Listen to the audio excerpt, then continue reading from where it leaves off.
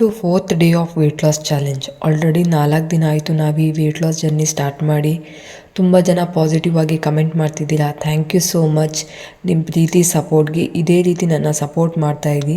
ಬೆಳಗ್ಗೆ ಎದ್ದ ತಕ್ಷಣ ಬಿಸಿನೀರನ್ನ ಕುಡಿತಿದ್ದೀನಿ. ಯಾವುದೇ ರೀತಿ ಡಿಟಾಕ್ಸ್ ಡ್ರಿಂಕ್ನ ಕುಡಿಲಿಲ್ಲ. ಸೊ ಟೈಮ್ ಬೇರೆ ಆಗಿತ್ತು. So half cup of tea ಕುಡಿತಿದ್ದೀನಿ. ನೀವು ಟೀ ಕುಡಿಯೋದನ್ನ ಸ್ಕಿಪ್ ಮಾಡೋದ್ರಿಂದ ಇನ್ನಷ್ಟು ವೆಯ್ಟ್ ಲಾಸ್ ಜರ್ನಿ ಈಸಿಯಾಗುತ್ತೆ. ಬಟ್ ನನ್ನ ಕೈಯಲ್ಲಿ ಆಗಲ್ಲ. ಬೆಳಗ್ಗೆ ಹಾಫ್ ಲೋಟ, ಸಂಜೆ ಹಾಫ್ ಲೋಟ ಕುಡಿತೀನಿ. ಆ್ಯಂಡ್ ಇವತ್ತು ಸೋಮವಾರ ಆಗಿರೋದ್ರಿಂದ ನಮ್ಮ ಮನೆ ದೇವ್ರ ವಾರ. ಸೊ ಬೆಳಗ್ಗೆ ಎದ್ದು ಬೇಗ ಕಸ ಗುಡಿಸಿ ನೆಲ ಒರೆಸಿ ಪೂಜೆ ಮಾಡಿದ್ರು ನಮ್ಮ ಅತ್ತೆ ಆಲ್ರೆಡಿ. ಹೋಗೋ ಮುಂಚೆ ಒಂದು 10 ಮಿನಿಟ್ಸ್ ಸ್ನಾನ ಆದಮೇಲೆ 10 ಮಿನಿಟ್ಸ್ ದಯವಿಟ್ಟು ಏನು ತಿನ್ನೋಕ್ಕೆ ಹೋಗಬೇಡಿ. ಅದರಿಂದ ನಿಮ್ಮ ಹೆಲ್ತಿಗೆ ಪ್ರಾಬ್ಲಮ್ ಆಗುತ್ತೆ. ಸೊ ಪೂಜೆ ಗೀಜೆ ಎಲ್ಲ ಮುಗಿಸ್ಕೊಂಡು ಆಮೇಲೆ ಒಂದು 15 ಮಿನಿಟ್ಸ್ ಬಿಟ್ಟು ನಾನು ಬ್ರೇಕ್ಫಾಸ್ಟ್ ಮಾಡ್ತೀನಿ. ಇವತ್ತು ಆಲ್ರೆಡಿ ಬ್ರೇಕ್ಫಾಸ್ಟ್ ಮಾಡೋಷ್ಟೊತ್ತಿಗೆ ಸ್ವಲ್ಪ ಟೈಮ್ ಆಗಿತ್ತು. ಏಕೆಂದರೆ ನಮ್ಮ ಮನೆ ದೇವರು ವಾರ ದೇರಡಿ ಬಸವೇಶ್ವರದ್ದು. ಸೊ ಅದಕ್ಕೆ ಸ್ವಲ್ಪ ಲೇಟ್ ಆಗಿತ್ತು. ಮೂಲಕ ನಾನು ದೇವರ ಹತ್ರ ಕೇಳ್ಕೊತೀನಿ, ನಾನು ಎಲ್ಲ ವ್ಯೂವರ್ಸಿಗೂ ಆದಷ್ಟು ಬೇಗ ಅವ್ರು ಏನೇನು ಕನಸುಗಳನ್ನ ಕಂಡಿರ್ತಾರೋ ಅವ್ರನ್ನೆಲ್ಲ ಕನಸುಗಳನ್ನ ನನಸು ಮಾಡಪ್ಪ ದೇವರೇ ಅಂತ. ಹಾಗೆ ನಾವು ಕನಸು ಕಾಣೋದಲ್ಲ, ಅದಕ್ಕೆ ಅಷ್ಟೇ ಶ್ರಮನೂ ಕೂಡ ಪಡಬೇಕಾಗತ್ತೆ. ಆವಾಗ ಮಾತ್ರ ನಮಗೆ ಪ್ರತಿಫಲ ಸಿಗುತ್ತೆ. ಲೇಟ್ ಆಗ್ಬೋದು, ಆದರೆ ಖಂಡಿತವಾಗ್ಲೂ ನಾವೇನು ಅಂದ್ಕೊಂಡಿರ್ತೀವೋ ಆ ಡ್ರೀಮ್ನ ಕಂಪ್ಲೀಟ್ ಮಾಡೇ ಮಾಡ್ತೀವಿ. ಪೂಜೆ ಮಾಡಿ ಒಂದು 10 ನಿಮಿಷ ಅಲ್ಲೇ ಕೂತ್ಕೊಂಡು ಧ್ಯಾನ ಮಾಡೋದ್ರಿಂದ ನಮ್ಮ ಮನಸ್ಸಿಗೆ ಏಕಾಗ್ರತೆಯೂ ಬೆಳೆಯುತ್ತೆ. ಹಾಗೆ ನಮ್ಮ ಮನಸ್ಸು ಕೂಡ ನೆಮ್ಮದಿಯಿಂದ ಶಾಂತಿಯುತದಿಂದ ಇರುತ್ತೆ. ಈ ಟಿಪ್ನ ನೀವು ಕೂಡ ಫಾಲೋ ಮಾಡಿ. ಪೂಜೆ ಎಲ್ಲ ಆದ ನಂತರಗೆ ಕುಂಕುಮ ಇಡ್ತಾಯಿದ್ದೀನಿ. ನಮ್ಮ ಕುಂಕುಮ ಇಡೋದ್ರಿಂದ ಅದರಲ್ಲೊಂಥರ ಏನೋ ಪಾಸಿಟಿವ್ ವೈಬ್ರೇಷನ್ ಇರುತ್ತೆ. ಅಲ್ಲಿಂದ ಬಂದ ತಕ್ಷಣ ಪೂಜೆ ಎಲ್ಲ ಆದಮೇಲೆ ನಾನಿಲ್ಲಿ ನವಣಕ್ಕಿ ಉಪ್ಪಿಟ್ಟು ತಿಂತಿದ್ದೀನಿ. ಈ ಸಲ ನವಣಕ್ಕಿ ಉಪ್ಪಿಟ್ಟಿಗೆ ಸ್ವಲ್ಪ ಸೊಪ್ಪನ್ನು ಕೂಡ ಆ್ಯಡ್ ಮಾಡಿದ್ದೀನಿ, ಕ್ಯಾರೆಟು ಬೀನ್ಸ್ ಜೊತೆಗೆ. ಇದು ಒನ್ ಆಫ್ ದ ಹೆಲ್ತಿಯೆಸ್ಟ್ ಬ್ರೇಕ್ಫಾಸ್ಟ್ ಅಂತ ಹೇಳ್ಬೋದು. ಬರೀ ನವಣಕ್ಕಿ ಉಪ್ಪಿಟ್ಟು ತಿನ್ನೋದು ಬೇಜಾರು, ಬೋರ್ ಅಂತ ಅಂದ್ಕೊಳೋರು, ಇದರಿಂದ ನೀವು ದೋಸೆ, ಉಪ್ಪಿಟ್ಟು, ಆಮೇಲೆ ಕಟ್ಲೆಟು, ಇನ್ನೂ ತುಂಬ ವೆರೈಟಿ ಇದೆ ನವಣಕ್ಕಿಯಲ್ಲಿ, ಆ ಥರ ತಿನ್ಬೋದು. ಏನೇ ತಿನ್ನಿ ಆದಷ್ಟು ಹೆಲ್ತಿ ವರ್ಷನಲ್ಲಿ ತಿನ್ನಿ. ನಾನು ಬರೀ ಹೆಲ್ತಿ ಫುಡ್ನೇ ತಿಂತೀನಿ ಅಂತ ಅಲ್ಲ, ನಾನು ಯಾವಾಗಾದರೂ ಗೋಬಿ ಮಂಚೂರಿ, ಪಾನಿಪೂರಿ, ಈ ಚಾಟ್ಸ್ ಎಲ್ಲ ತಿಂತೀನಿ. ಕಮ್ಮಿ ಅಂದರೂ 15 ದಿನಕ್ಕೆ ಒಂದು ಸಲ, 20 ದಿನಕ್ಕೆ ಒಂದು ಸಲ, ಅದು ಯಾವುದಾದ್ರೂ ಒಂದು ಐಟಮ್ ಅಷ್ಟೇ. ಅದು ಕೂಡ ನಾನು ತುಂಬ ಜಾಸ್ತಿ ತಿನ್ನಲ್ಲ, ಸ್ವಲ್ಪನೇ ತಿಂತೀನಿ ಅಷ್ಟೇ. ಹೆಲ್ತ್ ಕೈ ಕೊಡ್ತು ಅಂದರೆ ನಾವು ಎಷ್ಟು ದುಡ್ಡು ಸಂಪಾದನೆ ಮಾಡಿದರೂ ಏನೂ ಪ್ರಯೋಜನ ಇಲ್ಲ. ಸೊ ಪ್ಲೀಸ್ ಹೆಲ್ತ್ನ ಚೆನ್ನಾಗಿ ನೋಡ್ಕೊಳ್ಳಿ. ಇವಾಗಂತೂ 30-40 ಏಜಿಗೆ ತಿಳ್ಕೊತಾರೆ ಎಲ್ಲರೂ. ಸೊ ನಮ್ಮ ಹೆಲ್ತ್ ನಮ್ಮ ಕೈಯಲ್ಲಿದೆ. ಸೊ ದುಡ್ಡು ಆಸ್ತಿ ಯಾವಾಗ ಬೇಕಾದರೂ ಸಂಪಾದನೆ ಮಾಡ್ಬೋದು, ಆದರೆ ಹೆಲ್ತ್ನ ಸಂಪಾದನೆ ಮಾಡೋಕ್ಕಾಗಲ್ಲ.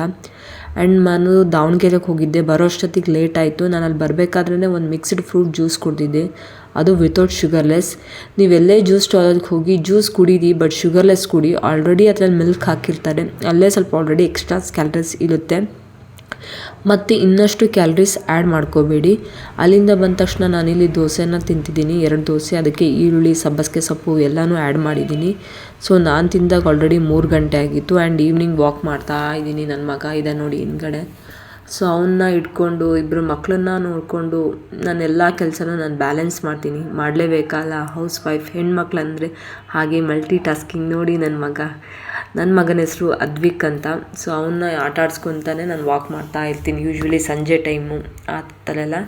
ಇನ್ನು ನಾನು ಡಿನ್ನರಿಗೆ ಬರೋದಾದರೆ ನಾನಿಲ್ಲಿ ಒಂದು ಮುದ್ದೆ, ಬೆಂಡೆಕಾಯಿ ಹುಳಿ ತೊಗೊಂಡಿದ್ದೀನಿ. ಇದಕ್ಕೆ ಸ್ವಲ್ಪ ಹೆಸರು ಕಾಳು ಕೂಡ ಆ್ಯಡ್ ಮಾಡಿದ್ದೀವಿ. ಸೊ ಇದ್ರ ಜೊತೆಗೆ ಸ್ವಲ್ಪ ಅನ್ನ ತೊಗೊಂಡೆ, ಕ್ಯಾಪ್ಚರ್ ಮಾಡೋಕ್ಕಾಗಲಿಲ್ಲ. ರಾತ್ರಿ ಊಟ ನನ್ನೆಲ್ಲ ಫ್ಯಾಮಿಲಿ ಜೊತೆ ಕುತ್ಕೊಂಡು ಊಟ ಮಾಡ್ತೀವಿ. ಸೊ ಅದಕ್ಕೆ ಅದನ್ನು ಆ್ಯಡ್ ಮಾಡೋಕ್ಕಾಗಲಿಲ್ಲ. ಪದೇ ಪದೇ ಅವ್ರಿಗೂ ಊಟಕ್ಕೆ ಬಡಿಸ್ತಾ ನಾನು ಊಟಕ್ಕೆ ಇದು ಮಾಡ್ಕೊತ, ಇದು ಬಿಫೋರ್ ಪಿಕ್ಚರ್, ಊಟ ಕೊಡೋಕ್ಕಿಂತ ಮುಂಚೆನೇ ಒಂದು ಪಿಕ್ಚರ್ ತೆಗೆದಿದ್ದು, ವಿಡಿಯೋ ಮಾಡಿದ್ದು. ಸೊ ಅದಕ್ಕೆ ಆ್ಯಡ್ ಮಾಡ್ತಾಯಿದ್ದೀನಿ. ಆದಷ್ಟು ಫ್ಯಾಮಿಲಿಗೆ ಟೈಮ್ ಕೊಡಿ. ನೀವು ಎಷ್ಟೇ ಫ್ರೆಂಡ್ಸು ಹೊರಗಡೆ ಬ್ಯುಸಿ ಇದ್ದು, ನಿಮಗೆ ನಿಮ್ಮ ಫ್ಯಾಮಿಲಿಗೆ ಅಂತ, ಮಕ್ಕಳಿಗೆ ಅಂತ ಸ್ವಲ್ಪ ಟೈಮ್ ಕೊಡಲೇಬೇಕು. ಆವಾಗೇ ನಾವು ರೆಸ್ಪಾನ್ಸಿಬಲ್ ತಂದೆ ತಾಯಿಯಾಗಿ, ಆ್ಯಸ್ ಎ ಪೇರೆಂಟ್ಸ್ ಆಗಿ ಇರೋಕ್ಕೆ ಸಾಧ್ಯ. ಅಟ್ಲೀಸ್ಟ್ ರಾತ್ರಿ ಒಂದು ಊಟ ನೀವು ಜೊತೆಗೆ ಮಾಡೋದ್ರಿಂದ ನಿಮ್ಮ ರಿಲೇಷನ್ಶಿಪ್ ಇನ್ನಷ್ಟು ಸ್ಟ್ರಾಂಗ್ ಆಗುತ್ತೆ. ಯಾಕೆಂದರೆ ಬೆಳಗ್ಗೆ ಮಧ್ಯಾಹ್ನ ಊಟ ಮಾಡೋಕ್ಕಾಗಲ್ಲ, ಏಕೆಂದರೆ ಅವ್ರವ್ರ ಕೆಲಸದಲ್ಲಿ ಅವ್ರು ಬ್ಯುಸಿ ಇರ್ತಾರೆ. ಅಟ್ಲೀಸ್ಟ್ ರಾತ್ರಿ ಒಂದು ಊಟನಾದರೂ ಜೊತೆಗೆ ಮಾಡೋದ್ರಿಂದ ನಿಮ್ಮ ಕಂಪ್ಯಾರಿಸನ್ ಇನ್ನೂ ತುಂಬ ಚೆನ್ನಾಗಿರುತ್ತೆ ನಿಮ್ಮ ರಿಲೇಷನ್ಶಿಪ್. ನಾನಿಲ್ಲಿ ವೀಡಿಯೋಗಷ್ಟೇ ಒಂದು 30 ಸೆಕೆಂಡ್ ಅಷ್ಟೇ ವೀಡಿಯೋ ಮಾಡ್ತೀನಿ. ಅದು ಇದೇ ಫಸ್ಟ್ ಟೈಮ್ ನಾನು ವೀಡಿಯೋ ಮಾಡ್ತಿರೋದು. ಊಟ ಮಾಡಬೇಕಾದ್ರೆ ಯಾವಾಗಲೂ ಅವ್ರ ಜೊತೆಗೆ ಊಟ ಮಾಡಿಬಿಡ್ತೀನಿ, ವೀಡಿಯೋ ಮಾಡಲ್ಲ. ನೈಟ್ ಬರೀ ವೀಡಿಯೋ ತೋರಿಸ್ತೀನಿ ಏನು ಊಟ ಮಾಡಿದೆ ಅಂತ. ಸೊ ಫಾರ್ ಎ ಚೇಂಜ್ ಇವತ್ತು ವೀಡಿಯೋ ಮಾಡಿದ್ದೀನಿ ಅಷ್ಟೇ. ವೀಡಿಯೋ ಮಾಡಿ ಮತ್ತವ್ರ ಜೊತೆಗೆ ಹೋಗಿ ಕುತ್ಕೊಂಡು ಊಟ ಮಾಡಿದೆ.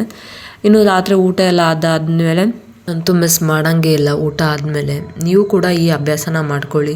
ಬರೀ ನಾನ್ ವೆಜ್ ತಿಂದಾಗ ಅಷ್ಟೇ ಸೊಪ್ಪಿನ ಕಾಳು ಹಾಕ್ಕೊಳೋದಲ್ಲ, ಎವ್ರಿ ನೈಟ್ ಸೊಪ್ಪಿನ ಕಾಳು ಹಾಕ್ಕೊಂಡು ಮಲಗಿ. Thank you so much for watching video. ಇವತ್ತಿನ ವಾಕ್ ಕೂಡ ಕಂಪ್ಲೀಟ್ ಮಾಡಿದೆ. ನಾನು ನೀವು ಡೇಟ್ ಕೂಡ ನೋಡ್ಬೋದು. ನಾನು ನಿಮಗೆ ಯಾವುದೇ ರೀತಿ ಚೀಟ್ ಮಾಡ್ತಾ ಇಲ್ಲ. ನಿಮ್ಗೆ ವಿಡಿಯೋದಲ್ಲಿ ಏನು ತೋರಿಸ್ತೀನೋ ಅಷ್ಟೇ ನಾನು ಊಟ ಮಾಡೋದು, ಎಕ್ಸ್ಟ್ರಾ ಏನು ಊಟ ಮಾಡಲ್ಲ.